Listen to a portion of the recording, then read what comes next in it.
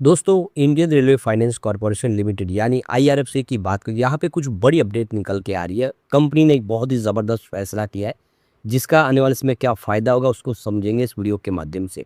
Result दे दिया, result काफ़ी अच्छा रहा इस बार।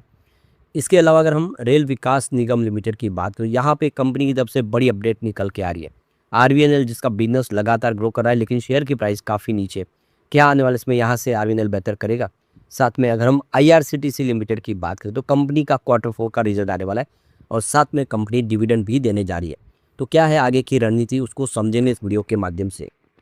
इसके अलावा जेएफ कमर्शियल लिमिटेड को डिस्कस करेंगे, जिसने बहुत ही शानदार बोनस और साथ में डिविडेंड का ऐलान भी कर दिया है। लेकिन फ्रेंड्स, उससे पहले अगर आप पहली बार हमारे चैनल पे आए तो चैनल को सब्सक्राइब कर दीजिए, एक बेल आइकॉन दबा दीजिए ताकि जब भी नया वीडियो बने पहला नोटिफिकेशन आपको मिले। वीडियो पसंद आए तो लाइक से जरूर कीजिए। चलो फ्रेंड्स, वीडियो स्टार्ट करते हैं। मैं हूँ आपका दोस्त एसबी दवे और हमारे अपने चैनल ऑनलाइन कमाई में आपका बहुत बहुत स्वागत है। सबसे पहले रेल विकास निगम लिमिटेड से पहले आईआरएफसी की बात करें तो 97.80 पर आज क्लोजिंग थी। 1.07% की गिरावट देखने को मिली। तो आईआरएफसी का जो शेयर है मंडे को लाइमलाइट में था, तो ये देख सकते हो कि इसके पीछे वजह कंपनी ने अपना जो टारगेट सेट किया कि 1 लाख करोड़ रुपीज़ का ये लोन सैंक्शन कंपनी करेगी इस फाइनेंशियल ईयर, यानी काफ़ी बड़ा गोल सेट कर दिया है कंपनी ने। तो यहाँ पे आईआरएफसी करीब 70,000 को भी इसका फंड रेज करेगी 2027 में। तो ओवरसीज मार्केट से कंपनी ये पैसा उठाएगी क्योंकि बिजनेस तेज़ी से बढ़ाना है। तो कंपनी अपना 1 लाख करोड़ रुपीज़ का लोन सैंक्शन का प्लान लेके आगे बढ़ रही है और डिसबर्समेंट 40,000 करोड़ रुपीज़ के आसपास इस फाइनेंशियल ईयर में दिखाई दे रहा है। जो इस समय देखिए बहुत सारे प्रोजेक्ट पाइपलाइन में कंपनी कंपनी के जो चेयरमैन हैं और मैनेजिंग डायरेक्टर मनोज कुमार दुबे का कहना है कि कंपनी बहुत बड़े विजन के साथ आगे बढ़ रही है, बहुत सारे सेक्टर में रीफाइनेंस भी कर रही है। तो कंपनी आने वाले समय और बेहतर करेगी। मनोज कुमार दुबे का कहना है कि इस समय बहुत सारे प्रोजेक्ट पाइपलाइन में है और हमारे पास बहुत बड़ा मौका है इस समय। तो ये देखिए 2026 के दौरान जो करीब यहाँ पे 72,949 करोड़ का टोटल डिस्बर्समेंट रहा और यहाँ पे देख सकते कि एनुअल जो गाइडलाइंस थी वो यहाँ पे इनकी गाइडेंस 35,067 करोड़ के आसपास है, यानी कंपनी काफ़ी अच्छा कर रही है।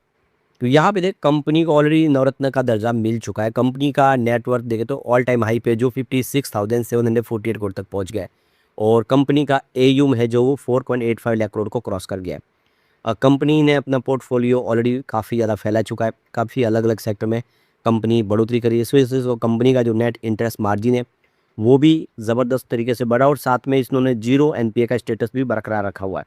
ये कंपनी की सबसे बड़ी जीत है। यहाँ पे मनोज कुमार दुबे का कहना है कि जो हमारा एनआईएम है उसमें हमने 1.65% की वृद्धि दिखाई है 2027 में और जो 1.5% के आसपास की 2026 में थी, यानी हमारी जो ग्रोथ है वो लगातार बढ़ी। और चेयरमैन का कहना है कि हम इस सेक्टर में एक लीडिंग खिलाड़ी की तरह उभर रहे और आने वाले समय हम और तेज़ी से अपने बिजनेस को बढ़ाएंगे। तो कंपनी अब सिर्फ रेलवे तक सीमित नहीं, याद है कि रेलवे सेक्टर के अलावा power generation, renewable energy, transmission, fertiliser और रेलवे लिंक दूसरे जो प्रोजेक्ट है उन सब के लिए फंड प्रोवाइड कर रही है और बहुत सारी कंपनियों का फंड रीफाइनेंस भी कर रही है। तो अब आप देख सकते हो उसका जो बिजनेस मॉडल है वो तेज़ी से बदल रहा है और कंपनी आने वाले समय कमाल कर सकती है।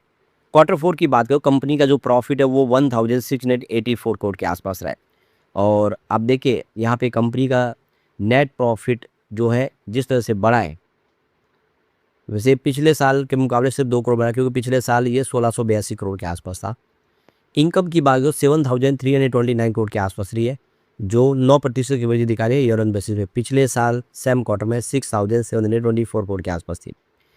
अब यहाँ पे देखें इंटरेस्ट इनकम में भी देखें तो 2,902 करोड़ तक पहुँच गए, जो पिछले एक साल पहले 1,970 करोड़ के आसपास थी, यानी कंपनी ने वाकई में कमाल किया है। अब रेल विकास निगम लिमिटेड की बात कर ले तो 277 पर क्लोजिंग की 2.12% की गिरावट देखने को मिली। वो आप देख ही सकते हो ये स्टॉक बहुत ज़्यादा कमज़ोर साबित हुआ है, जो स्टॉक इसमें एक काफ़ी दबाव में, लेकिन एक समय ये रॉकेट बना था। आप देखिए 30 रुपये का जो स्टॉक था वो 647 तक चला गया था। भारी तेज़ी बनी, लोगों को फ़ायदा हुआ, लेकिन वही 647 का शेयर इस समय मात्र 277 के आसपास है, यानी काफ़ी सारा नीचे आ गया है, लेकिन उम्मीद जग रही है कि ये फिर यहाँ से बेहतर करेगा। तो यहाँ पे जो बड़ी गुड न्यूज़ निकल के आ रही है, चिंगड़ी घाटा की जो 366 मीटर का जो मेट्रो रिंग का जो प्रोजेक्ट था कोलकाता का, वो पूरा हो चुका है और इससे शहर की बहुत सारी जो लाइनें वो कनेक्ट हो जाएगी इस मेट्रो के माध्यम से। तो ये देखिए 15 महीनों से जो बंद पड़ा था प्रोजेक्ट वो अब शुरू हो चुका है, क्योंकि अब सरकार वहाँ पे बदल चुकी है, तो बीजेपी की सरकार बन गई है। तो ये देखिए मेट्रो वायडेक्ट जो निर्माण कार्य वो आखिर शुरू हो चुका है। शुक्रवार 7:55 में 5 मैट्रिक टन की क्षमता वाला लॉन्चर दोबारा सक्रिय हो गया है और अब यहाँ पे बहुत तेज़ी से काम आगे बढ़ेगा, क्योंकि पिछली सरकार ने इस काम को रोक दिया था। तो ये देख सकते हो कि आरवीएनएल का प्रोजेक्ट है और दिसंबर 2024 से इसको शुरू किया गया था, लेकिन उसके बाद में ये काम रुका। तो रेल विकास निगम लिमिटेड की तरफ से कहा गया कि ये काम फिर से शुरू हुआ है और आप देखिए ये लगातार काम बढ़ेगा और इससे आने वाले समय कलकत्ता को तो फ़ायदा होगा, लेकिन कंपनी को भी फ़ायदा होगा, क्योंकि रुका हुआ काम फिर से शुरू हो चुका है। अब शेयर की प्राइस भले नीचे हो, लेकिन इस गिरावट का पूरा फ़ायदा म्यूचुअल फंड ने उठाए। देखो कि अप्रैल 2026 के आंकड़े हमारे सामने 42 म्यूचुअल फंड ने यहाँ पे फ्रेश एंट्री की है। ये आंकड़ा बहुत उत्साहवर्धक है। मात्र 7 म्यूचुअल फंड ने यहाँ पे एग्जिट लिया है। तो 7 के सामने 42 म्यूचुअल फंड ये इशारा कर रहे हैं कि इस गिरावट का फ़ायदा उठा के खरीदारी शुरू हो गई है। आने वाले समय आरवीएनएल फिर बेहतर कर सकता है। अब आईआरसीटीसी लिमिटेड की बात करें तो 532 पर क्लोजिंग थी, जहाँ पे 0.69% की गिरावट देखने को मिली। आरवीएनएल जिसका मोनोपोली बिजनेस है, आईआरसीटीसी जिसका मोनोपोली बिजनेस है, उसके बावजूद भी शेयर की प्राइस बहुत नीचे है। अब यहाँ पे देखिए रेल विकास निगम लिमिटेड के बाद अब आईआरसीटीसी भी अपना Q4 का रिजल्ट लेकर आ रही है। तो मंगलवार को 26 मई 2026 को कंपनी अपना Q4 का रिजल्ट डिक्लेयर करेगी। तो डेट हमारे सामने आ चुकी है। इसके अलावा कंपनी यहाँ पे एनुअल जनरल मीटिंग के दौरान डिविडेंड का ऐलान भी करेगी। तो कंपनी अब जल्दी ही हम डिविडेंड भी देगी और आप समझ सकते हो कि बिजनेस काफ़ी अच्छा है। कंपनी की देखिए इनसाइड ट्रेडिंग के लिए ट्रेडिंग विंडो भी क्लोज थी 1 अप्रैल 2026 से, जो 48 घंटे के बाद खुलेगी, यानी 28 मई गुरुवार से फिर से ट्रेडिंग विंडो खुल जाएगी और कंपनी से संबंधित जो भी लोग हैं, चाहे वो प्रमोटर ग्रुप से हो, बोर्ड ऑफ डायरेक्टर हो या एम्प्लॉय, सबके लिए ट्रेडिंग विंडो खुलेगी, वो ट्रेडिंग कर पाएंगे। कंपनी की स्थिति बहुत अच्छी है क्योंकि कंपनी ऑलमोस्ट डेट फ्री है। कंपनी का जो पिछले लास्ट 5 साल का जो CAGR वो 20% आ रहा है, जो बहुत ही बेहतरीन है। कंपनी का 3 साल का जो ROE का ट्रैक रिकॉर्ड है वो भी 40.4% का है, जो बहुत ज़बरदस्त है और काफ़ी अच्छा हेल्दी डिविडेंड पे आउट करती है 46.4% का। और इसीलिए ये देखो कि भले शेयर की प्राइस न बढ़े, लेकिन निवेशकों के लिए स्टॉक तो बहुत अच्छा है। रिजल्ट की बात करते हैं तो ये मार्च 2025 में पिछले साल 1269 करोड़ का सेल्स था, दिसंबर में 1449 करोड़ के आसपास पिछले क्वार्टर में, यानी कंपनी का बिजनेस तो बढ़ा है। ऑपरेटिंग प्रॉफिट की बात तो 385 करोड़ के आसपास था मार्च 2025 में पिछले साल, जो पिछले क्वार्टर में 465 करोड़ के आसपास। तो ऑपरेटिंग प्रॉफिट भी यहाँ पे अच्छे खासे तरीके से बढ़ चुका है। अब बात करेंगे नेट प्रॉफिट की तो 358 करोड़ का नेट प्रॉफिट बताया था मार्च 2025 में पिछले साल, जबकि दिसंबर क्वार्टर में यानी Q3 में ये 394 करोड़ के आसपास था। तो नेट प्रॉफिट भी बढ़ा है, ऑपरेटिंग प्रॉफिट भी बढ़ रहा है, सेल्स भी बढ़ रहा है। ये आंकड़े उत्साहवर्धक है, जो इशारा करिए कि आने वाले समय में देख सकते कि आईआरसीटीसी फिर बेहतर करता हुआ दिखाई देगा। अब हम जेएफएस कमर्शियल व्हीकल की बात करें तो 14,371 पर क्लोजिंग थी, जहाँ पे 0.96% की गिरावट देखने को मिली। तो ये देख सकते हो कि कंपनी ने बहुत ही शानदार ऐलान कर दिया है।